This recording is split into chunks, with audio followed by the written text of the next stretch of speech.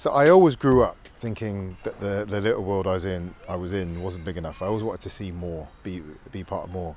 When I was 14, a school teacher wrote on my school report, "Marvin, the world could be your oyster, but the way you're behaving, it's not going to happen for you."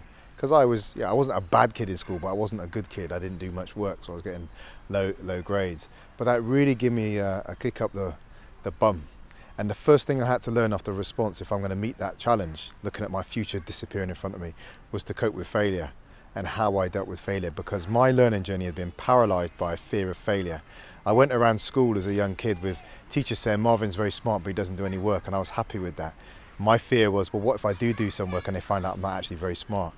So I had to learn to cope with that failure, and actually it's not just stayed with me through getting my 5 C's and a D at GCSE, because I just scrabbled through, but into my A-levels, my degree, every stage I've turned up in life, I felt there's been an element of this is too big for you. And I'd say that even into the mayoralty, I'm learning now. And this is one of those examples, having run and lost in 2012, you can't run for office unless you deal with your ability to fail and to overcome failure. So it stood with me right from a young kid right up to today.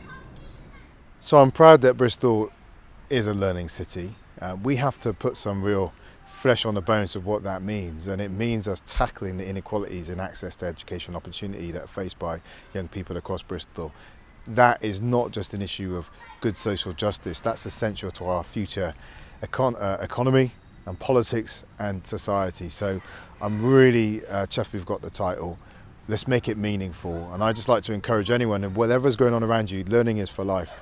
We do it in school, yes, but I've gone back to university twice, once in my late 30s too. Learning is for life. It can be anywhere. It can be languages, it can be higher education, it can be learning a new thing to cook, but keep the mind active.